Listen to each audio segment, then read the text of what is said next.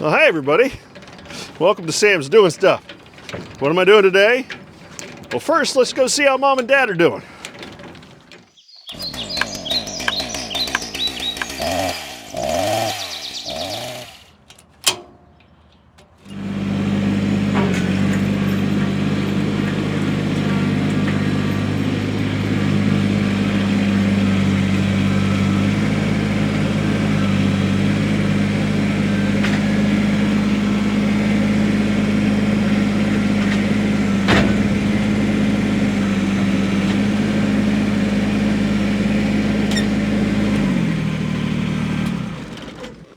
Quick stop at the Dunkin' first, of course.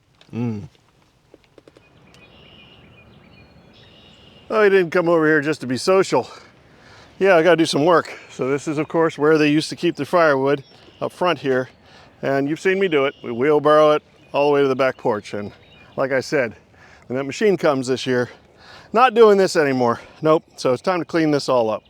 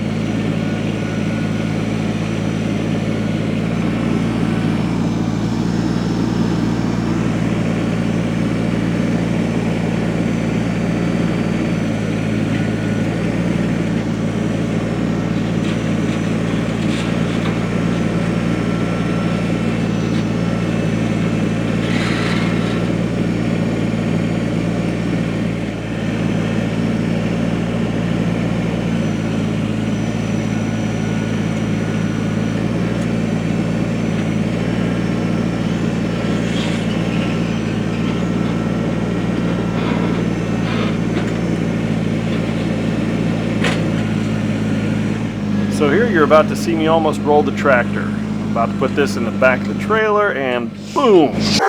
I lowered the loader really fast. It was jerky. Now I'm reaching behind myself to drop the load.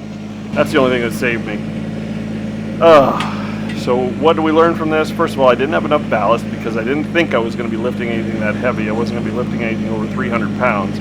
And the high RPMs makes for jerky loader movement with this Kubota BX. So lower your RPMs and make your loader move more smoothly so you don't have those jerky motions like I just did right there. Now I'm able to lift this thing up controlled and I'm able to put it in the back of the trailer. It was it was a pucker moment, that's for darn sure.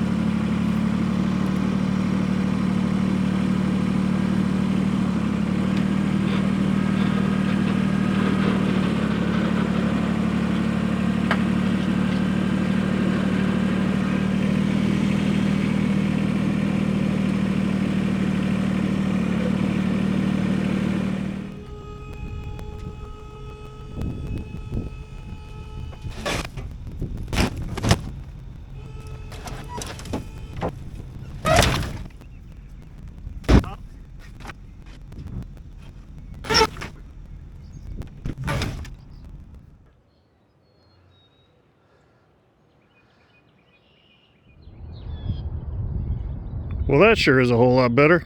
A little bit of grass would be beautiful. All right, back in this garage.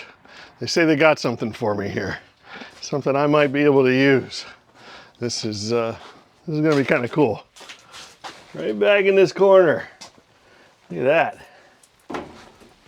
That, oh gosh, who knows how old that is? I mean, if it works, you can burn stuff in it. I'm gonna use that to heat my barn.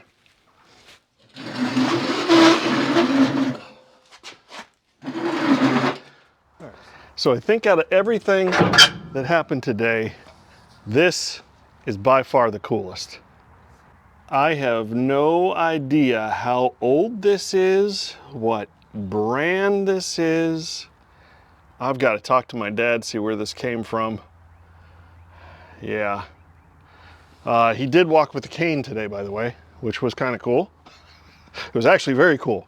He was able to get up off the couch and walk down the hallway and back with the cane. Things are going good.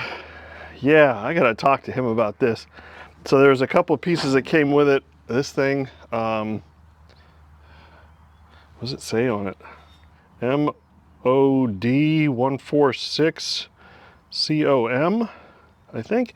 I don't know. It turns something, obviously. And then there's this little piece. It says COM 1820. Is this from 1820? I wonder. I really wonder. I don't know. Anyway, I don't know what that part is for. And then this here looks like it broke off at one point. Maybe they replaced that handle at some point. Oh, can you see? Maybe they replaced this handle at some point and they just kept this piece.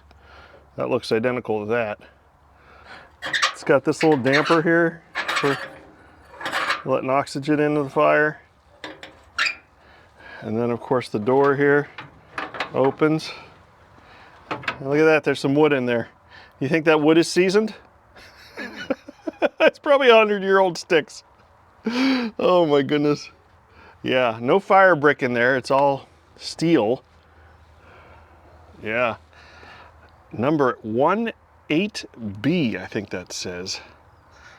Yeah, and then this comes off the top. And you can use that, I don't know, you can open the whole top and feed it from the top if you want. Yeah, this whole top here slides open like that. Pretty cool. I don't think I'm gonna paint it or anything. I think I'm gonna just try and install this and use it the way it is.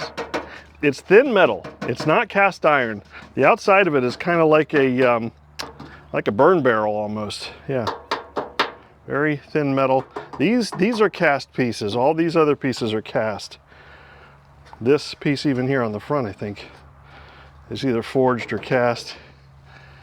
Yeah, the hardest part is going to be finding a chimney pipe that'll fit that oval shape. But hey. I'm just thrilled. It's really cool. Just really cool.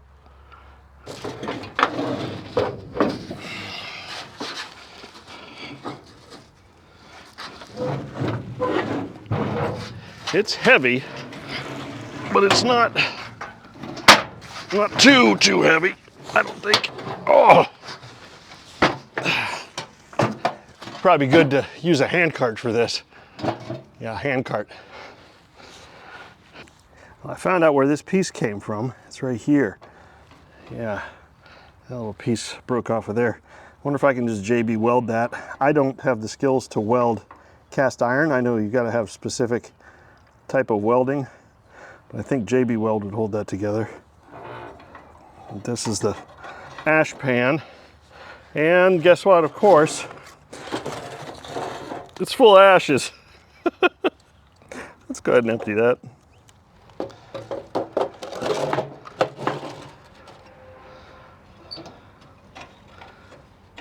Oh, that's what turns that.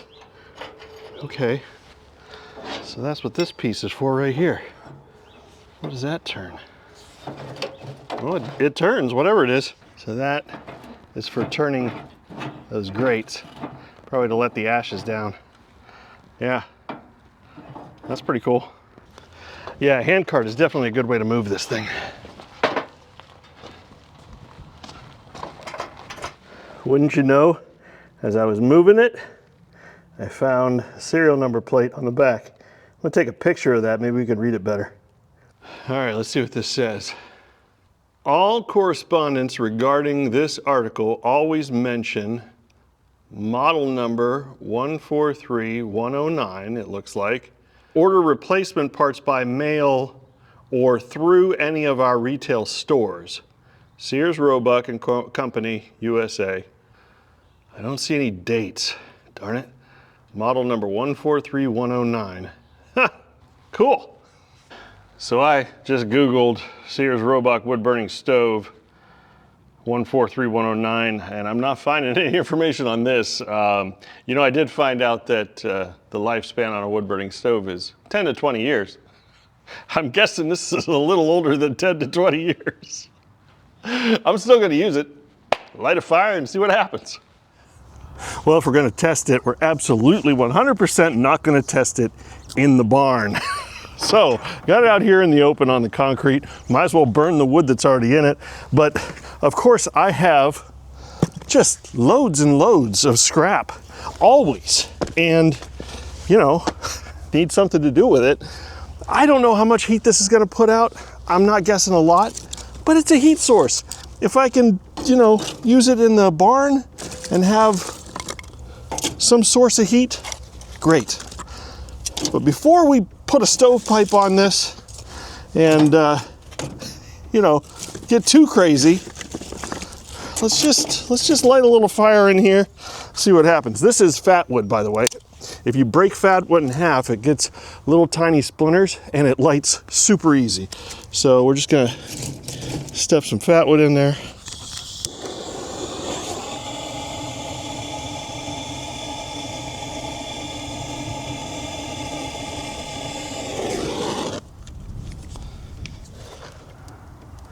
All right, it's burning. Decent little fire in there. Putting out a little bit of heat. It's already drafting out my non-chimney. There's no stovepipe, but it's drafting, so let's close it up.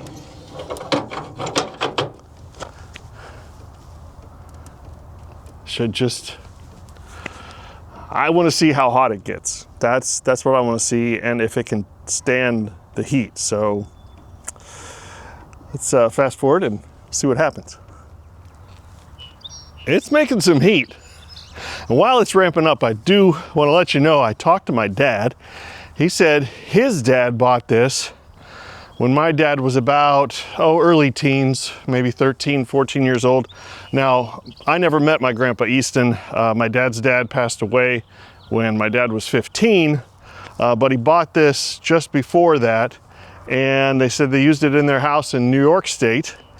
So that means it's 70-ish years old, give or take. 73 maybe, I think. And 73, 74, yeah. So it's definitely older than 10 to 20 years. But you know what? I don't know what, things that are old usually still work. That's just the way it is. If it was built back then, it was probably built right. And it's kind of like a contained burn barrel is what it really is. It's, you know, thin metal on the outside, which that's starting to get a little warm. Like I say, it's just gonna be a heat source and it's free. So, you know how I am about free stuff. If this thing holds a fire and doesn't melt, I'm gonna install it in the barn and I'm gonna have a heat source in the barn. Another thing my dad said is this oval shaped stovepipe area, every time I move this, of course, every time I move the smoke comes towards me. That's the way smoke works. Anyway, there's flames even coming up out of here. I got a good fire in there. Anyway, he said if you just take 6-inch pipe and bend it into an oval, it'll fit in there, and then there's 2 screw holes. Screw that into place. So that should be good. It's warm. It's really warm. This is a nice cold morning. It's a good chance to do this. Oh, that feels good. Oh, look up here. The discoloration is starting to turn black. Here's black from here to here where the fire is, and then the rust color. Yeah, this is what I want to find out. I want to see how it reacts to a good fire. Man, that's nice and toasty. I just burned an entire bucket of scrap in there. Got it as hot as I can get it to go. It was full. Flames are actually kind of coming out of the top of the stovepipe here. That is a nice, hot source of heat. Oh, smoke. Anyway, the question for you guys, what do you think? Should I put this in the barn? Put in a stovepipe? Obviously install metal around it, put it on concrete, do it properly. But I don't know, it's not melting. I think I want to do it. I want to hear from you guys though. Let me know in the comments. Yeah.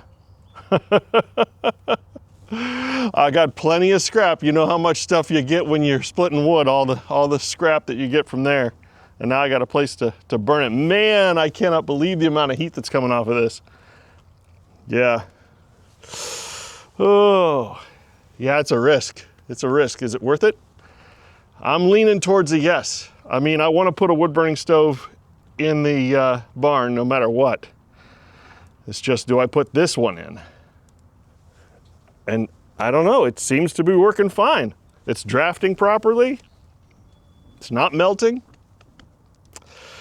Well, unless somebody else has some real words of wisdom to tell me otherwise, I'm gonna do it this summer. This is going in the barn and I'm gonna have heat in there in the winter when I'm working. So anyway, that's today's video. Appreciate you stopping by. Hope everybody's staying warm. Spring's right around the corner.